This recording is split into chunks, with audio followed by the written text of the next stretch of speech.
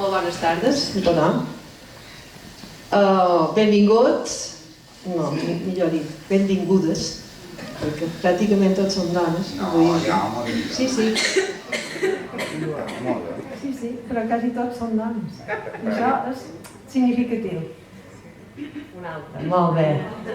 Benvinguts i benvingudes en aquest primer acte que s'ha organitzat des de l'àrea d'Igualtat per donar visibilitat en el mes de la dona.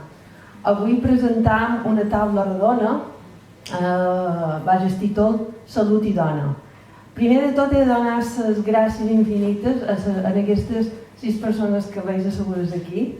Començant per Natere Miquel va estar un any fent feina a l'Ajuntament de la Pobla com a agent d'Igualtat, va acabar el seu contracte, que era un contracte a través del PSOE per passar el mes de novembre, però hem continuat estant en contacte. Gràcies a ella, el pla d'igualtat que vam aprovar fa unes setmanes és una realitat a l'Ajuntament. Donant la benvinguda també a Isabel Maria, de l'espai de vida, que després us explicarà en què consisteix, a la Luciana, de WowFit, de Fitness for Women, a la Marta Crespí i a la Cati Ramis, de l'espai Ataràcia, i a la Pedrona Serra, que ella és moltes coses. I és doctora també amb... Però no faig receptes, eh? No és d'aquests doctors que curen a la gent. No, sí, de qualque manera sí que curen a la gent. No s'escriu. Sí, és doctora en educació física i ciències de l'esport. Ell vos ho explicarà més bé. Jo només vos he de dir que estic molt contenta de poder dur a terme aquesta taula perquè a dia d'avui i a nivell personal arribes a una edat i aprens del teu cos i els anys passen i te passen coses i una manera de donar resposta a el que et passa és a través de professionals com elles, a través de la salut.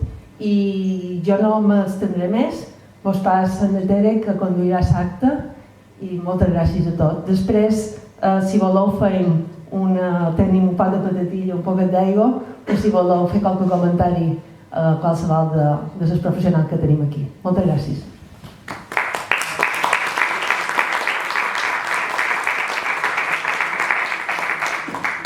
Benvinguts i benvingudes en aquesta taula rodona. Bé, en primer lloc, jo soc Natere, seré la moderadora de la taula i ara vos explicaré un poquet com funcionarà aquesta taula perquè tots sapiguem quin serà el funcionament i quines seran les pautes de cada una.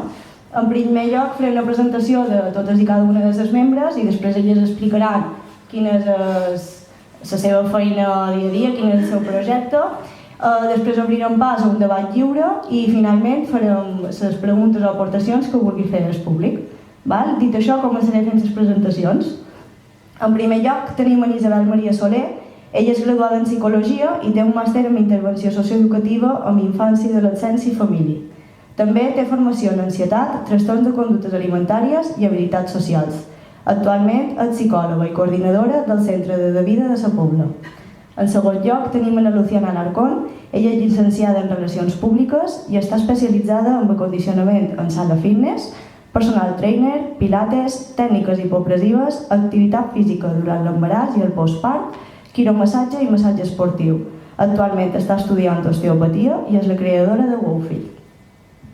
En tercer lloc tenim a Marta Crespí. Ella és graduada en Psicologia i experta en Mindfulness i Salut i és especialista en constel·lacions familiars, psicoteràpia gestal, teràpia sistèmica familiar i de pareveo.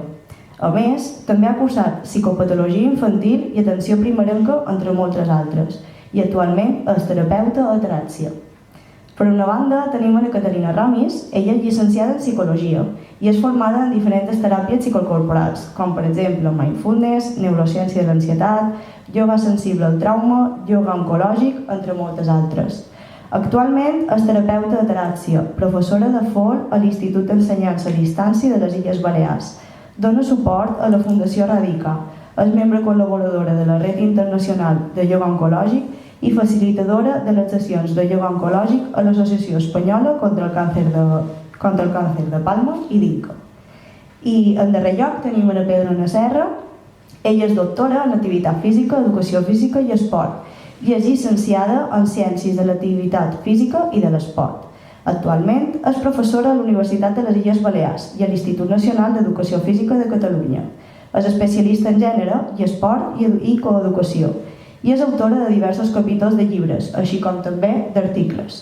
A més, els últims anys va dedicar la seva vida esportiva a jugar a rugbi, a la màxima categoria nacional, divisió d'honor femenina, amb la qual va poder formar part de la secció balear de l'esport. Molt bé, fetes ara les presentacions, podríeu explicar quin és el vostre projecte actual o la feina actual que duis a terme i per què ho vareu escollir? Bueno, hola a tots i totes, gràcies per venir. Jo soc Isabel Soler i soc psicòloga i actualment soc la coordinadora de salut del centre de vida a la Pobla, que hem obert és que estem passa molt aviat, però a final de setembre va ser. I res, jo, com ha dit na Tere, me vaig especialitzar en el que era l'infants i la família, perquè és un tema realment que m'inquieta molt, i bàsicament el centre de vida sorgeix un poc després d'haver fet una anàlisi de necessitats que hi havia a la localitat, és a dir, se va fer una gran feina de recerca i de nutrir molt de la informació que hi havia i que era el que mancava, no? I bàsicament després han duit tríptics d'informació i ho veureu més detalladament, tampoc m'enrotllaré en tots els serveis, però sí que bàsicament, com a línies generals, estem dividits en dos departaments. Un és de salut i l'altre és de dependència. A la part de salut comptem amb un gabinet de professionals, aquí vam veure la part de psicologia, després tenim nutricionista, logopeda, etc. I després tenim la part de dependència. Què és el que ens diferencia? Què és el que potser pot ser interessant saber? Nosaltres fem, a part de reeducacions psicopedagògiques, que és el que se fa, intervencions psicològiques, que és el que se fa aquí a la Pobla, el que fem diferent és que aquestes intervencions poden ser a l'entorn i a domicili, és a dir, nosaltres ens movem qualsevol tipus d'entorn o domicili de la família que ens ho requereix, inclús en el centre educatiu també. I després també una altra cosa que creiem que és bastant innovadora aquí a la Pobla és el tema de la dependència. Nosaltres oferim de manera privada servei d'assistència domiciliari, que fins ara el Baracatsat públic ofereix aquesta alternativa, però no dona molt abast, perquè és veritat que hi ha molta gent i aquí a la Pobla ens trobem que hi ha un gran gruix de gent major. Per tant, sí que és veritat que disposem de també una borsa d'auxiliars d'enfermeria, infermers i tècnics de dependència que poden anar a domicili a fer, en base a la demanda del pacient, el que se necessiti. I això crec que és un poc... I bàsicament això és un projecte molt d'amor, un projecte que hem fet amb tota il·lusió i que ara estem pendents també de ser una entitat de tipus públic, és a dir, d'atenció primerenca, és a dir, CDIAP, CEPAP i CEPAP Roda. Són unes sigles un poc complicades, però bàsicament se podria simular el que Joan 23 a Inca, perquè en aquesta zona encara no n'hi havia cap i ara nosaltres, breument, ja rebrem la llista de infants perquè puguin començar. I res, això és un poc com a línia general el que fem. Hola, buenas tardes. Bueno, jo soc la Luciana i el meu projecte de Fitness for Women va començar fa ja 6 anys, perquè és vera que el temps passa molt aviat. I això va començar, jo tenia la meva feina, un sou fixe i vacances i de tot, i baixa de maternitat i un munt de coses que ara no tinc, però jo sentia que va arribar un moment que aquesta feina no era el que jo volia fer per sempre i la meva inquietud per l'esport va ser de tota la vida, des de ben petita. Vaig començar a estudiar, després vaig quedar embarassada i vaig trobar que faltava informació sobre com la dona en aquell moment de la seva vida podia continuar fent esport i havia de fer esport i vaig començar a estudiar i a formar-me amb això i a poc vaig veure que el que m'agradava a jo era poder compartir això amb les altres dones que aprenguin a cuidar-se i fer de l'esport una manera de sentir-se millor, està clar. I així va començar WowFit, vaig decidir deixar la feina i començar a compartir el que jo m'agradava fer i el que jo trobava que jo m'havia anat bé i que el que jo me feia sentir bé i evidentment he comprovat que és així, que és vera, que funciona en jo i amb totes les dones que estan de vora jo també. I bueno, crec que és això. Gràcies. Bueno, jo soc Nemet de Crespí i junt amb la Catalina, que és la meva madrina, som família, no només és un projecte professional a Teràxia, sinó també és un projecte d'il·lusió familiar que fa molt d'anys que rondava. I ara també fa un anyet ja, que a l'abril farà un anyet que vàrem obrir i, bueno, anàvem madurant molt, jo contaré la meva part des d'on ha anat madurant això. Jo des dels 18 anys sempre he estat a dins el món de la psicologia, vaig començar mentre estudiava un gabinet de psicologia clàssica, fent de becari, diverses col·laboracions també i voluntariats, associacions. El que així com anava evolucionant em donava compte que la psicologia clàssica no respirava molt bé en jo, no era massa, no hi casava molt bé, perquè me vaig com a desencantar un poc de la psicopatologia. Pareixia que cada cosa era avaluació, diagnòstic, psicopatologia i que tot havien de tenir un nomet i que tot pareixia que estàvem malalts. Aleshores, això me va fer com a tenir una crisi amb aquesta part de la psicologia i per nivell personal vaig començar a indagar en teràpies més alternatives, més energètiques, que a mi m'han donat bon resultat a nivell terapèutic i personal.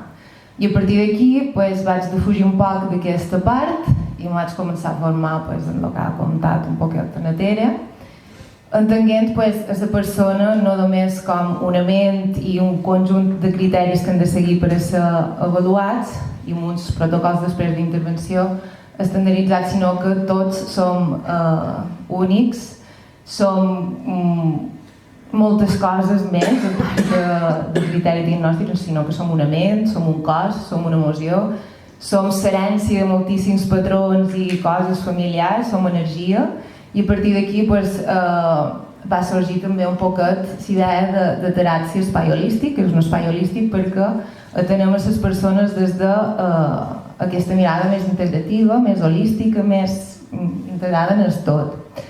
Jo allà faig consulta individual, intentant mantenir aquesta filosofia i després també fem grups de mindfulness, de meditació i de tot el que tingui a veure un poc amb la consciència i l'autocura i hi ha vegades que sí que ens coordinem. Ella dus més la part corporal i jo més la part cognitiva, emocional, energètica i un poquet això. Així que moltes gràcies per ser aquí i esperant que disfruteu. Gràcies. Bé, jo us contaré un poc la part de la meva història. Jo soc psicòloga també, com ha dit la madrina Ana Maria Magdalena, i tota la meva vida professional ha estat vinculada en el món de l'educació. Jo duc 20 anys fent de professora, tant de professora de folk com orientadora educativa i orientadora professional. Estava molt bé fent aquesta feina, és una feina que m'agrada, però en els 45 anys jo vaig tenir un càncer i va ser un punt d'inflexió a la meva vida.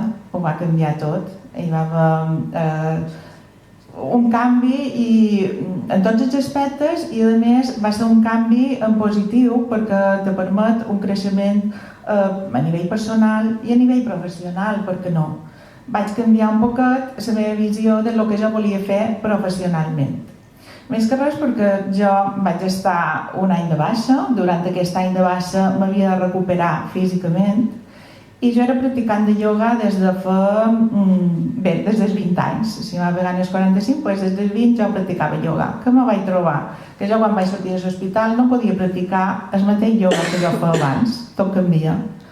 I dius, però com és? I te diuen, has de fer exercici físic. I què fas? No t'admeten a un gimnàs normal. no pots anar segons quins llocs. Jo me vaig trobar amb aquestes dificultats. Llavors, durant els primers mesos, quan vaig sortir, l'únic que feia, jo visc un tercer pis, i el que feia era cada dia baixar els 3 pisos, que igual tardava mitja hora, i m'anava enfrente de casa meva, que hi havia un centre de ioga, que perquè me coneixien me van admetre, i sempre amb aquella por de, i si li passa qualque cosa, i si no ho feim bé, i si no sé què. Vale. Jo el que me va salvar va ser el ioga, i aquesta connexió cos-ment. Què va passar? Que a partir d'aquí me vaig començar a formar teràpies psicocorporals primer, perquè m'ajudaven a jo. I després, a través de que me va ajudar jo, de que jo me'n vaig sortir a través d'això, vaig dir, he de fer qualque cosa més, perquè no posar a disposició de l'altra gent o de la gent que ha passat per aquest procés tots els meus coneixements. A partir d'aquí vaig començar a estudiar ioga oncològic, vaig trobar que hi havia formació en ioga oncològic a Barcelona, me vaig formar en diferents teràpies també corporals, i fa 3 anys van formar la xarxa internacional de ioga oncològic. Fent tot això, ella ja duia com a 10 anys en consulta i xerraven sempre d'aquestes coses, de lo que podíem aportar i de lo que podíem fer juntes. I van trobar aquest espai, o sigui, la creació d'aquest espai de teràpia. El que pretenien, el que jo portava, era la part corporal, és a dir, acompanyar els processos terapèutics a través del cos. El que a la Maria Magdalena igual li faltava, ella ja ho ha explicat, que du aquesta part més cognitiva, més mental, però a vegades fent feina amb la persona no és suficient. Les persones moltes vegades ens quedam amb aquesta ment i no ho duim en el cos. El que fem és repetir. I duent-ho en el cos tenim aquesta teràpia més holística i això és el que oferim a teràpia. Ens hem juntat en dues, ella segueix fent les teràpies com les fa i jo faig la part de tallers fent ioga oncològic, ioga sensible en el trauma i llavors qualque taller en els que participo amb ella conjuntament. Ara el pròxim cap de setmana en farem un específic per la dona. I col·laboro, vaig presentar un projecte a l'Associació Espanyola contra el Càncer i el que faig són les sessions de ioga oncològic a l'Associació Espanyola, a Inca i a Palma. I llavors ja m'explicaré qualque cosa més de tot això. Gràcies.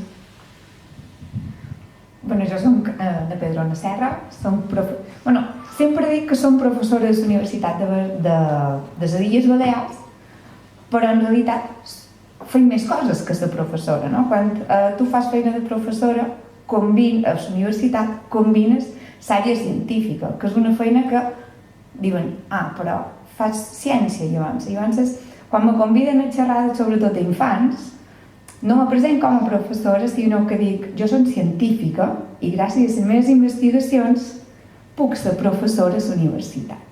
Llavors, un poc la meva feina, l'IDIA, juga amb aquests dos sentits, en la investigació en perspectiva de gènere en l'esport, tant des de les escoles de primària, secundària, com clubs, entitats o ajuntaments, que també hi ha molta cosa per trobar i per dir, ho podem fer millor encara. I després tot això ho transform, ho trasllad a la universitat com a professora. A la Universitat de les Illes Balears, com a associada, estic a la part de Magisteri d'Educació Física i a la part d'INEF, a Barcelona, a l'Institut Nacional d'Educació Física. Estic també a la part de professora, de didàctiques, més vinculada a la didàctica de l'esport com a tal. Com ensenyar a fer pràctiques esportives en els futurs professionals o les futures professionals de l'activitat física i l'esport. Llavors aquí és quan torno a incidir molt en que els professionals i les professionals vinculades a l'activitat física i l'esport han de tenir una mirada cap a la dona. I aquí és aquí on jo me centro molt en la meva feina. Quan formam ja donem un caire, podem canviar el nostre futur perquè les dones puguin tenir salut, no? I aquí és és que me sentia com identificada quan qualcú de vegades deia no, és que no trobaven el meu esport o no estaven preparats o preparades per atendre a dones. Com que no? I aquest és el problema. I un poc aquí estic, la meva feina va vinculada amb això. Com ho podem solucionar des de la formació universitària, però també fent assessoraments en els ajuntaments, que és una de les feines que faig, que no ho vaig posar en el currículum que te vaig enviar perquè se m'ha oblidat, però sí que l'assessorament, ajudar-los a fer plans d'igualtats, tant ajuntaments com entitats esportives, clubs esportius, perquè ho puguin fer en perspectiva de gènere, també és un punt de la meva feina, i després redactar articles científics, que és el que la vida universitària t'exigeix en el 100%. I un poc aquí va la meva professió. Moltes gràcies, Nines. Molt bé, com podem veure, quasi totes elles estan relacionades amb l'àmbit de la salut, ja sigui per salut física o salut mental. Igual també podem veure que quasi totes les professions de l'àmbit de la salut estan molt feminitzades, com podria ser l'exemple del cas de les infermeres o bé de les dones cuidadores. Per això vos vull demanar, vosaltres què penseu? Si les dones elegeixen cuidar o si ho fan per obligació?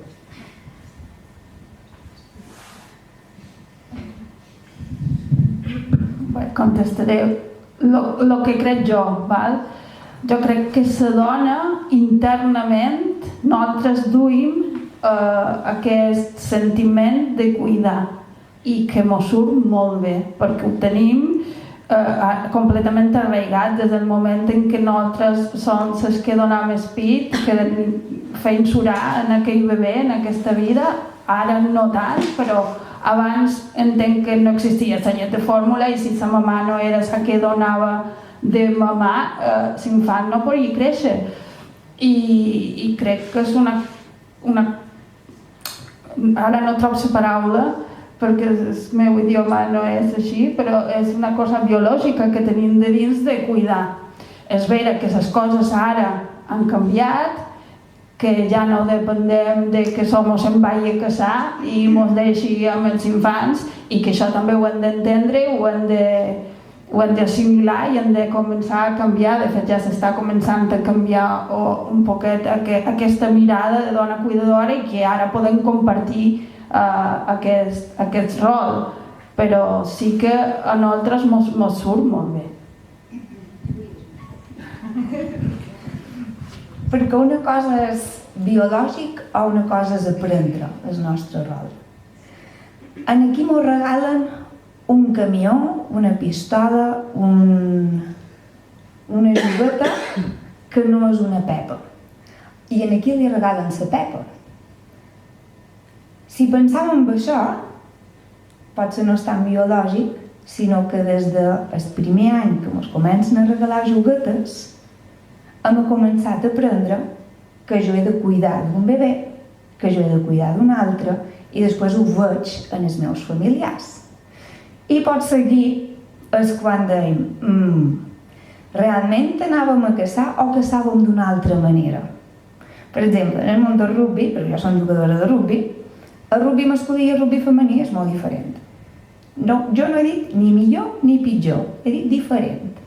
I què vol dir ser diferent? Significa que empleem estratègies diferents per superar l'equip adversari. I llavors, superar l'equip adversari ho pots fer per força, que ho solen fer l'equip masculí, o ho pots fer per estratègia de joc a partir de jugades que passes a ser rivals d'una manera més fàcil, és a dir, sense contacte. Per tant, l'estratègia és diferent. Podem anar a caçar d'una forma més forta o anaven a caçar d'una altra manera més estratègica que li permetés cuidar i també obtenir alimentació per a les seves famílies. Per tant, en el final, les dones que som per naturalesa una cosa i els homes per naturalesa una altra, o realment ho aprenem de la nostra vida social i el nostre entorn, de tot allò que veiem i que anem reproduint en el nostre dia a dia. Per tant, jo aquí sí que és vera que no mos queda altre que donar pi. Això no hi ha d'altre. Jo ho veuré d'aquí un parell de setmanes, supos. I parir tampoc ho poden fer els altres. però a partir d'aquí podem compartir. I aquí jo crec que és el punt important, no? No és qui pot fer una cosa o qui pot fer l'altra, sinó realment podem compartir les tasques i si les compartim o començam a compartir-les, la persona que ens acompanya ens pot animar a fer altres coses i dir, ei, jo vull que en els nins i les nines, en els infants, i tu vés a la junta d'aquell club esportiu. Jo, sempre que hi hagi reunió de la junta directiva del club esportiu, jo m'encarregaré dels infants. Pot ser així, començaríem a tenir les coses un poc més repartides i no sempre ser la dona que s'encarreguirà. Doncs aquí...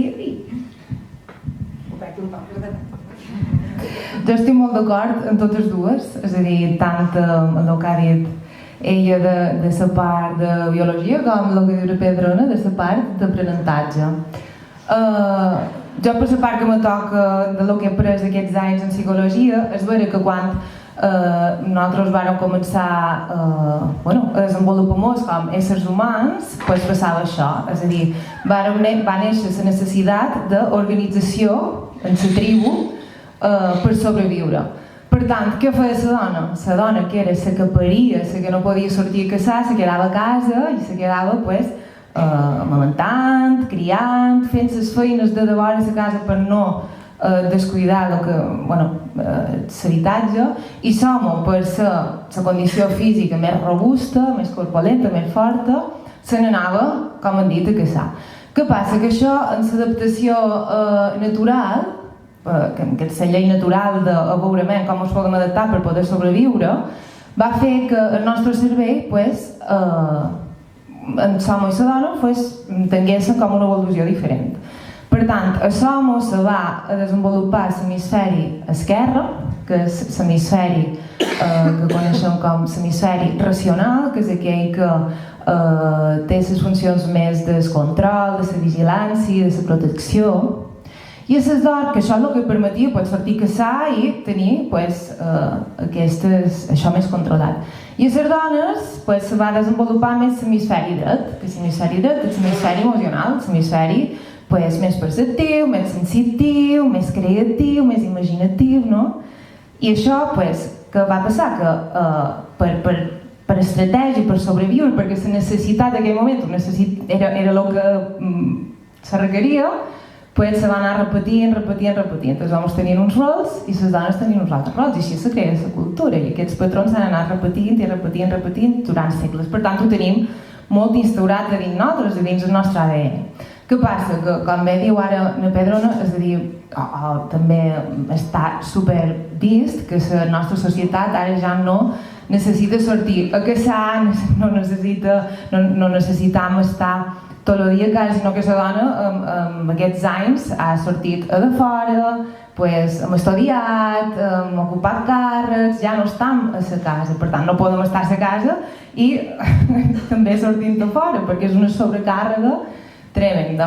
Per això necessitam l'educació, necessitam redefinir tot això, necessitam tenir una consciència de que el que va ser útil en aquell moment ara possiblement ja no ho és.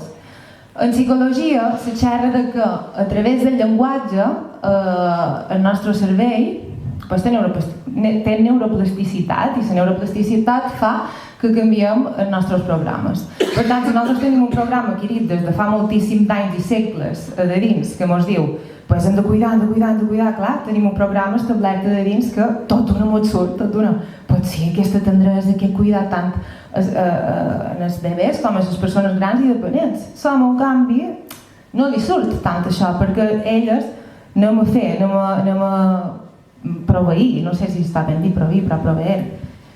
Però què passa que ara, com dèiem, això ja no és viable, no és tan viable.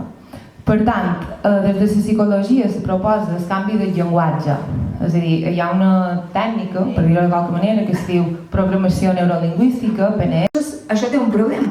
I això se'n diu l'autoeficàcia, tant percebuda interna com les expectatives que projectam cap a aquella persona. Si projectam unes expectatives inferiors cap a les nines, el que feim és fer-los creure que ja no seran bones amb la pràctica esportiva, en aquest cas. Clar, i això ho interioritzem. I llavors, per què hi he d'anar si ja s'espera que de jo no seré bona, no soc suficient per fer aquella pràctica esportiva? En canvi, dels nins és al revés. S'espera que seran molt bons. Alguns ho seran i uns altres no. Igual que les nines, algunes ho seran i unes altres no. Però el problema és com mos creiem que això és així o no és així i, per tant, m'apauta la meva conducta dins la pràctica esportiva. En la realitat, quan faig la prova objectiva de pràctica esportiva, són iguals de motrius, tant nins com nines. Són igual. La cosa és la teva mirada, la mirada del professor o professora que fa damunt aquell infant, però també la mirada que fa el papà o la mamà damunt aquell infant quan és un nen o és una nina. I llavors la projecció que li feim ja és diferent. I d'aquí que tinguem unes pràctiques esportives tan diferenciades pel col·lectiu masculí com pel col·lectiu femení, tant a nivell de freqüències com modalitats esportives. Ara jo volia contar també un experiment que hi ha un vídeo també en el YouTube que és molt graciós, que li demanen als nins i li diuen als nins, a diferents nins, mem, cor com una nina, i el nin fa. I tots fan el mateix. I separats agafen les nines i les diuen a les nines, mem, com corre una nina? I la nina va a tope i corre com toca, com una nina, i això pues, xoca molt quan tu veus. I hi ha una altra frase en aquest vídeo que diu si el voleu veure és molt curtet i és molt entretengut i se diu corres com una niña i te posa en dubte totes aquestes qüestions. I hi ha una frase que hi ha un nin d'uns 12 anys i primer li demanen això mateix que tu has dit i després li demanen creus que has insultat a les nines? I diu no he insultat a ningú. I després li diuen creus que has insultat a la teva germana? I diu no, la meva germana no. I a les nines en general? Diu, un poc. Per tant, hi ha un aprenentatge de lo que és ridícul en la pràctica esportiva i que a partir dels 12 anys de l'adolescència és quan començam a ridiculitzar tot allò que fa la dona, amb acudits, en disfresses, en moltes altres maneres de la vida quotidiana. Que això ens afecta al final en com ens veiem, com ens cuidam o com hem de cuidar els altres també, no? Retornant un poc a la pregunta que tu ens feies. Com afecta a les dones cuidadores? També afecta perquè hi ha una responsabilitat. En aquelles famílies que hi ha una filla i un fill, qui s'encarrega? Llavors aquí torna a ser el mateix que pare-mare dels fills o filles. Qui s'encarrega dels teus infants? Qui s'encarrega dels pares ja majors? A la filla i el fill se'n desfà? O també hi ha una corresponsabilitat i diu, jo també vull aportar. O li hem de dir constantment, escolta, hauríem de fer això, hauríem de fer allò, és com canviar l'armari, la roba de l'armari. Qui la canvia, l'home o la dona? Per pensar un poc. Diguem que això seré breu, només és que aquí jo crec que a vegades les dones tenim com un deute moral que hem de complir el que s'espera de nosaltres, sobretot a nivell familiar. Això se veu molt, no? El que espera la meva família, si la meva família du aquests patrons o du aquestes creences de que ja m'han educat, que potser jo per ser dona he de posar la taula, o he de fer llit i el meu germà se'n pot anar a jugar o pot estar en el sofà, clar, és com el que s'espera de jo, aquest deute moral. Si jo no compleix després en el cuidat de mon pare i ma mare o de les persones majors o de les persones dependents, si no hi som, estic fallant.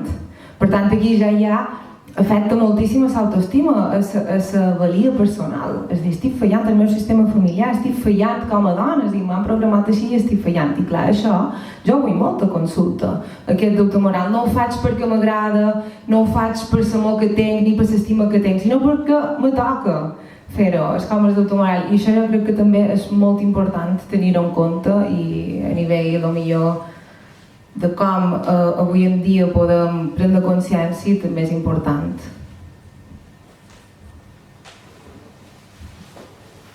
Anant ara amb això del tema de les famílies, vos volia demanar si vosaltres en qualque moment vos heu trobat en qualque dificultat a l'hora d'organitzar la vostra vida familiar i laboral i si trobeu que els homes se troben en les mateixes dificultats que vosaltres.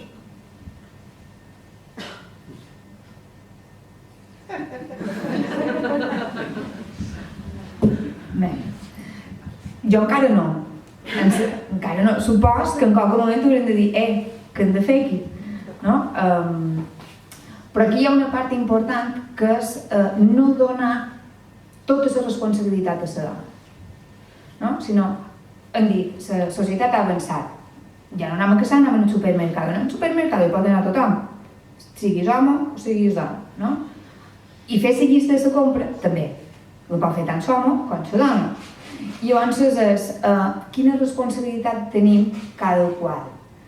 Jo dic, personalment, combinar vida familiar i vida laboral doncs encara no m'hi he trobat, suposo perquè encara som molt jove. Però sí que podria dir que a nivell de pràctica esportiva, a partir d'estudis científics i de l'estudi d'hàbits esportius de la població espanyola, què ens passa? Que les dones prefereixen practicar, o diuen que practiquen esport entre setmana i el cap de setmanes no. I ho fan 2 pics a la setmana normalment i el cap de setmana no en fa. Molt bé. I els homes? Els homes ho fan entre setmana i el cap de setmana. I el cap de setmana el número d'hores augmenta. I després hi ha una altra dada important, i és que si aquests homes o aquestes dones tenen fills o filles, el número d'hores que practiquen ells encara augmenta. I dius, però no tenies fills i filles, com pot ser que augmenti en el moment que tens un fill o 2? I llavors, per què? Perquè aquí hi ha un traspàs de responsabilitat. Bueno, doncs el cap de setmana la dona s'encarregarà dels fills i jo me n'aniré tot el dia en la bicicleta, tot el dia a fer una cursa, tot el dia. Que després aquest tot el dia, potser també és anar a fer la cervesa, a dinar, perquè has acabat la carrera o has anat a fer la volta en la bicicleta per tota la serra tramuntana perquè no t'ha bastat 20 quilòmetres de l'hora. Que jo no dic que no hagin de fer pràctica esportiva, que la foment. Però també tens qualque cosa que teva que forma part de tu. Bueno, aquí jo crec que el fallo està aquí. I són nosaltres, que no posant les coses molt clares, perquè a casa nostra tots fem esport i si jo surt dissabte, que tinc moltes hores d'entreno, ell farà un entreno més curtet perquè esperarà que jo arribi i ell ho farà, s'entreno llarg diumenge i jo faré un curtet. I ens anirem complementant, perquè jo he dit, això també me toca, jo tenc s'entreno. Però ja he hagut de dir, a mi també me toca. Claro, però s'ha de dir. I per què no? Ets la colla que t'acompanya i te diu, escolta, jo ja hi he anat, o jo ja aniré després. Ves-hi tu ara i després no ho faré jo. Jo crec que no me puc queixar i que m'acompanya molt, bàsicament perquè és el meu entrenador, jo sí que me poso que entreno, però i sap el que me toca, però sí que quan jo he acabat de tenir les meves nines i he tornat al món esportiu, en aquell moment jo he dit, jo també vull el meu temps per fer, perquè jo ho he de menester, perquè jo me sent millor, perquè jo quan torno a casa després de fer esport som capaç de donar-li més carinyo a les meves filles perquè estic tranquil·la. Però jo ho he dit. A lo millor som nosaltres que moltes vegades dius, no ho dic. Però així estem traspassant la responsabilitat de veure de dir a les dones. I llavors estem culpabilitzant a les dones que no tenim tant de temps per... Llavors, per què no giram un pot la tortilla i es dir, vale, ens hem de comunicar millor, jo no dic que no. Sí? No vull donar responsabilitats, però sí que dic, jolín, si tu trobes que has de menester un moment, també ho pots dir. I si l'altra persona ho sap rebre bé, ens podrem posar d'acord que d'això va, de poder xerrar i de poder reclamar aquell moment que esteu o aquell moment per lo que sigui, que te vols anar d'espa, que te vols anar amb les teves amigues, no només a fer esport, que puguis tenir el teu moment i que el teu home se pugui quedar amb les nines, per exemple. T'ho giraré una mica, i és, per exemple, tu vols també és club de bàsquet de la Pobla i te diu, escolta, ara ha sortit la llei de l'esport, que va sortir dins d'aquest darrer any, i exigeix, recomana com una cosa forta, que les juntes directives és a dir, que aquelles 8-10 persones que formen part d'aquell club i prenen decisions tinguin un 40% de dones. Això encara no passa, ni a Balears, ni a Catalunya, ni a l'estat espanyol, ni a nivell europeu, ni a nivell olímpic passa, ¿vale? Però ja és la recomanació, ¿vale? Ara ja no és una recomanació, sinó que és una cosa un poc més forta. I te venen a cercar tu, perquè els teus fills juguen a bàsquet, com que ets dona, te diuen, mira, Luciana, vine, perquè ets dona, ho fas molt bé, te dediques a l'esport, tu ho pots fer molt bé i te necessitam. Bien. I aquí tu tens un debat, que és aquest debat de dir, vale, és laboral o no és laboral. Pot ser, és com una obligació, podria ser, dins el teu temps lliure, és una obligació que tu pot prendre com algo de feina. I tu dius, és que, clar, les juntes directives del club, les hores de reunió solen ser al vespre, en horaris un poc així, el cap de setmana també hi hauré de ser, i jo tinc 2 infants, crec que no hi aniré. Vale? Aquí hi ha 2 possibilitats. Una, que som a dir-me per bé. No dic que siguis teu home, vale? Perquè hi ha molt de casos, però és el que diuen els estudis científics. Que som a dir, vale, m'apareix molt bé que prenguis aquesta decisió, a veure, en aquesta hora tenim molta de feina que nostra, o que som a dir, no te preocupis, vés-hi i torna quan sigui. Jo, el temps que tu no hi siguis, jo ja me'n desfaré, perquè tu te'n desfas tota sola i ell també se'n pot desfer tota sola. Aquí hi ha la diferència en què t'ajudin i t'empenyin a seguir avançant en posicions de lideratge o no hi has anat perquè no has volgut, o que ha fet la teva parella, la societat, el club perquè no hi vais. També podríem dir, i per què no posen els horaris de les juntes a una altra hora? I que sigui més prest, jo sempre els dic AMPAs, ja sé que no se diuen així ara, les AFAs. El número de dones és només l'edat que d'homes i no forma part també dels seus infants, com és que hi ha dones i no hi ha homes. És una junta igual, no? Llavors aquí està un poc la diferència, l'horari i el perfil per què hi anem. Llavors ho poden fer molt bé sempre tots els puestos, totes les dones. La cosa és quin entorn tenim perquè ens ajudi a arribar i no donar la responsabilitat de la dona si no venen és perquè no volen. Què feim des dels clubs, des de les entitats, des de les empreses, què feim perquè no hi hagi dones i se decideixi que no anar-hi. Hi ha molt de factors, no dic que només sigui aquesta.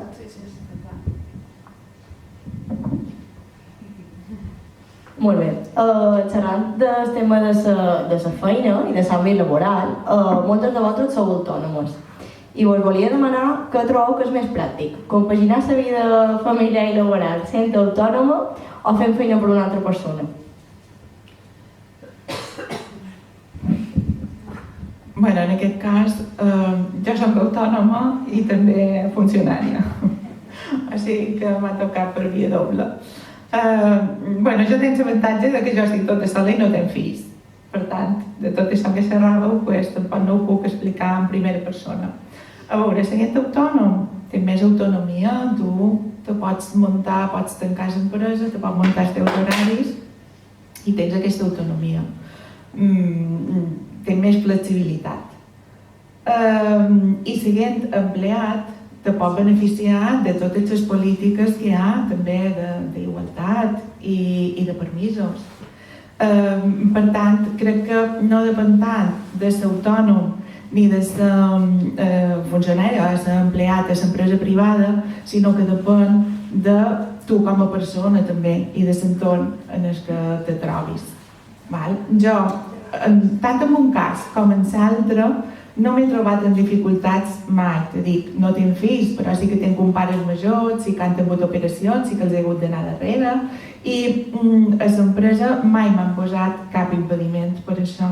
Potser no són el millor exemple, perquè tens els permisos tens els permisos per anar a l'hospital, per cuidar de les persones majors, amb la garantia de que si estàs tant en una empresa pública com en la privada, tens aquests dies i després no perds la feina.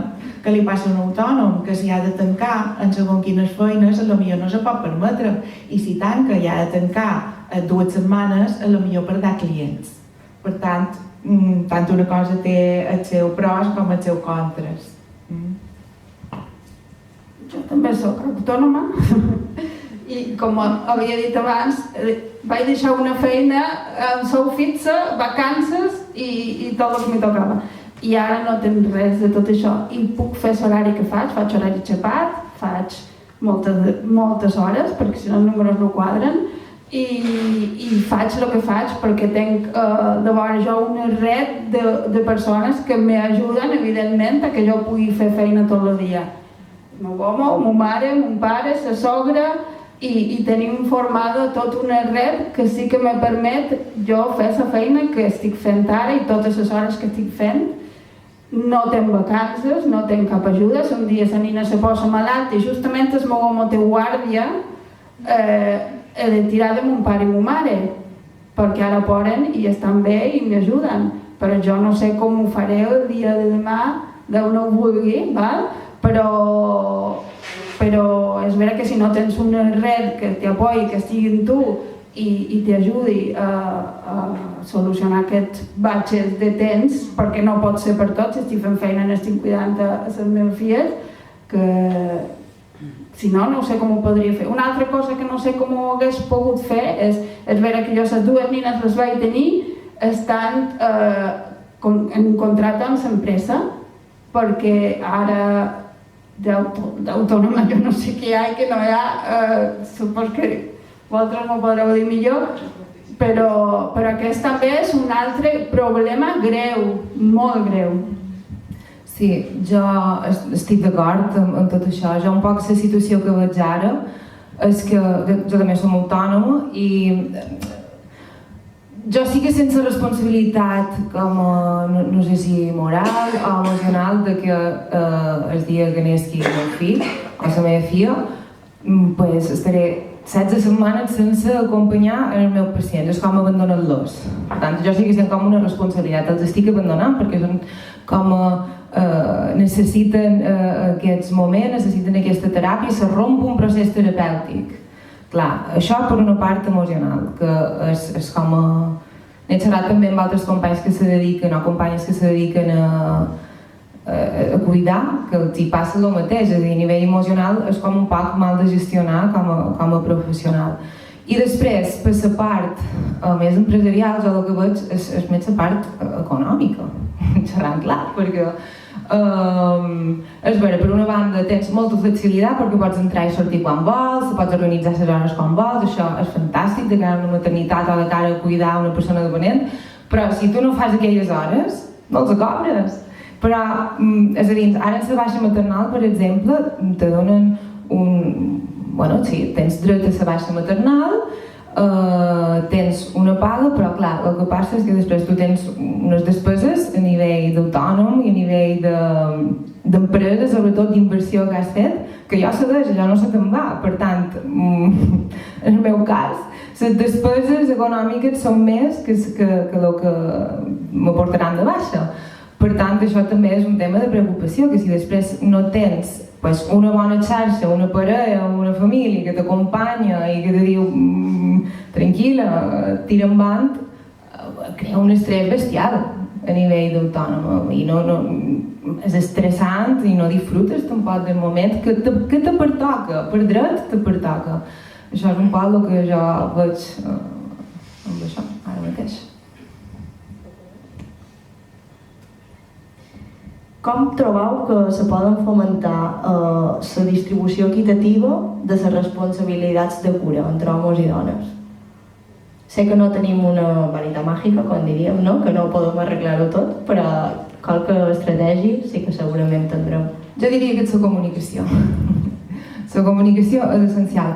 Fent un poc de referència a el que xerraven elles abans, en el debat d'Anna Pedra i ella, Jo crec que tampoc s'ha de generalitzar. No podem dir que tots els homes se'n van i que totes les dones se queden, perquè això actualment, per sort, tota la feina social que anem fent, doncs no és així. És a dir, hi ha una gran part que possiblement passa, però hi ha una part que no. Jo, per sort, en el meu entorn ja no passa d'aquesta manera. Per tant, jo crec que la comunicació és molt important, a part de tot el que hem xerrat. La comunicació en la parella, de veure quines necessitats tens tu, quines necessitats tenc jo i com ho podem fer per negociar, tu i jo, per arribar a un punt en què tots dos estiguem bé. Hi haurà vegades que m'hauré d'encarregar jo, m'hauré de fotre jo, i hi haurà vegades que te tocarà tu, però és que d'això se tracta la família, i la família, cap i a la fi, és un negoci, és una empresa, i si està en parella ho sabem. I jo crec que l'essencial és la comunicació, un dia per tu, un dia per jo, i anem a fer equip, i anem a treure-ho junts, i veure, i un dia també prioritzar, és a dir, quines coses són més importants i quines coses no són tan necessàries, i anem a fer una llista de prioritats, lo important anem a posar-ho com a primera opció, qui se n'encarrega i què faig jo per l'altra banda, i jo crec que és la comunicació, sí. Tant de la dona com de l'home,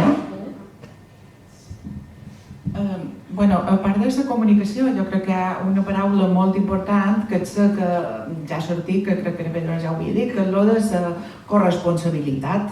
Hi ha d'haver una corresponsabilitat entre homes i dones. L'home no ha d'estar allà només per ajudar. En què te puc ajudar? No, tu tens la mateixa responsabilitat que jo envers els fills, envers els pares. Per tant, crec que s'ha de fer molt d'èmfasi amb aquesta paraula de corresponsabilitat. No només ajuda, o jo t'he demanat en què te podia ajudar i m'has dit en res perquè tardes més a dir-li com ho ha de fer. Que això també passa, això també mos passa, és un defecte, supos, de les dones, no? És que tardes més i t'ho he d'explicar que si ho faig jo directament i ja mos ho he encarregat una altra vegada. Per tant, ha d'haver una educació en corresponsabilitat. Només volia afegir això perquè crec que és molt important aquesta paraula. Sí, en aquesta descàrrega de bueno, és que hem de fer tot això i ho duc tot aquí i com ho podem fer? Per tant, amb una bona comunicació i que hi hagi implicació de les dues parts, no? Que no sigui, bueno, doncs has de fer això. Perquè en el moment que tu dius has de fer això, és que l'altre diu sin preocupaciones i l'altre lidera i venga motxilla i venga pes i no, repartim el pes i llavors tot serà més valedor. Bueno, jo des de la meva part, des de la meva feina, sí que és vera que hi ha hagut un canvi, no és com abans, però sí que veig que encara, per exemple, que solen acompanyar els nens a teràpia o a tenir reunions, són les mares sempre, els contactes que tenim telefònics són les mares, ben que digui, sempre és la mare que du aquesta part. Tant de les reunions escolars, també normalment, la que fa les tutories, la que xerra amb la mestra, tot això. Jo crec, retornant a el que et pregunta, que sí que és vera que s'ha de fer una corresponsabilitat i crec que l'home ha de posar de la seva part per interessar-se per aquests temes, sobretot en quant al tema dels fills, que és vera que està més familiaritzat, i a la vegada crec que la dona moltes vegades, com ho hem xerrat, ja s'apropia de manera inconscient d'aquestes tasques, com ja ni te les delec, és com les faig jo, suposadament perquè ho vull fer, és que a vegades és perquè ho vull fer jo directament, és a dir, són jo que dono el meu contacte, són jo que dic, no, jo hi aniré, no sé què, a lo millor també és part de la dona de dir, bueno, jo m'agradaria que vinguessis, també t'inform de tots els processos i te convito que sigui una cosa compartida. Jo m'ha hagut una cosa, estem que xerràvem d'això, ben igual, que és que consulta haver vist molt quan hi ha teràpies de parella. Per això jo insisteix en la comunicació i que la dona, sobretot, sense culpabilitzar-la, hem de fer molta feina nosaltres en quina és la nostra necessitat real i mirar un poc més endins, perquè jo moltes vegades m'he trobat a consulta, ve una parella i la dona està superestressada perquè se queixa de que és ella que va fer la compra, és ella que fa xerrar amb les mestres, és ella que després ha d'anar a cuidar son pare i sa mare, és ella que tal, i l'home pues, fa el bàsic, no? Va, les 4 coses de la casa, i després encara té temps per anar aquí o allà i ella per allà a demanar una instància per poder anar a fer un parell d'hores a fer un pot d'esport, clar. I sempre, és que sempre més o menys és el mateix patró. La dona superestressada, amb el cortisol de tope, se queixa, i som està allà així escoltant. Sí, és veritat. Bueno, sí, depèn, jo ben perquè ella m'ha dit, sí, això també passa molt. I, clar, i després diu, l'home diu, bé, però jo he baixat la bessura i jo he posat la taula. I la dona fa així. Clar, i jo dic, què passa? Diu, sí, que diguem, fent referència a el que he dit, que per fer-ho d'aquesta manera ja ho faré jo. O per posar la lavadora d'aquesta manera m'estic més fer-ho jo i ja està. Però la dona segueix bufant i segueix remugant i segueix... No? I no s'entera perquè si no li dèiem, home, està ben tranquil, perquè la seva funció biològica és un poc aquesta. Clar, què passa? Que jo quan li dic, vale, idò, deixa-ho de fer, deixa-ho de fer i que ho faci ell. I contesten, no, però és que per fer-ho com ho fa ell, m'estic més fer-ho jo. Clar, que hi ha molta feina, la dona de dir, anem a suavitzar també, anem a baixar les expectatives, anem a baixar aquest perfeccionisme, hi ha altres maneres de fer i també d'acceptar, no?, que l'home té, o la parella té una altra manera de fer que també és correcta i que està bé. I anem també com a respirar, no passa res, no porta a tenir tot tan controlat, deixem també l'altre que participi i l'altre després com que se sent també més valorat o més funcional. Jo també col·laboro amb això, però és que si ja tampoc no li donem aquesta oportunitat, aquell se queda tan tranquil, no? I també després una altra cosa, a part de la comunicació, és la gratitud. Està comprovat amb la gratitud. Hi ha estudis científics que diuen que la gratitud ajuda molt en el benestar i sobretot en la parella i l'àmbit familiar. És a dir, que si un dia l'home o la dona, da igual, sigui qui sigui, fa el sopar, posa la taula, posa la lavadora, que hi hagi gràcies. És a dir, perquè aquí hi ha com un reconeixement, hi ha una validació, m'ha vist que ho feia. I això ja tranquil·litza molt, me sent vist, me sent atès i ajuda molt a l'organització, en el benestar familiar, l'energia i anar amb tot d'una altra manera, perquè després ja estic més de bon humor i ja me fa ganes d'estar amb tu, perquè si no estic que ni vull que me toquin, no? I això també és molt important. Per tant, aquí jo crec que la presa de consciència, passar per tallers d'autocura, per teràpies, per xerrades com aquestes, lectures, ajuda molt a prendre aquesta consciència. Molt bé, i ara ja per acabar, quin consell donaríeu a aquestes dones que els és molt difícil es poder conciliar la vida laboral amb la vida familiar?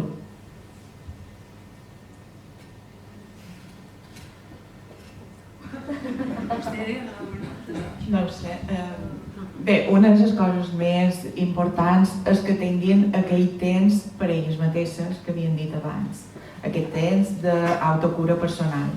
Que tinguis temps per fer les teves activitats, que no perdis la teva xarxa social i d'amistats, també, perquè si no arribes a un aïllament.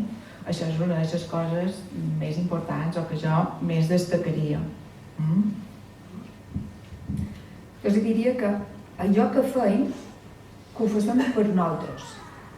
No? És a dir, per exemple, els motius de pràctica esportiva. Per què vaig a fer pràctica esportiva? La majoria de dones contesten per estar en forma o per agradar als altres. O sigui, una dictadura de l'estètica, la pressió social envers el nostre cos, que hem de ser joves, guapes, primes, tota la vida. Tota la vida és impossible. Cada etapa de la vida té les seves coses i el seu cos és diferent segons l'etapa. Llavors, si anem a fer esport, que realment sigui perquè m'agrada, perquè me diverteix, perquè m'aporta, no com una obligació social, perquè llavors és molt dur anar a fer esport.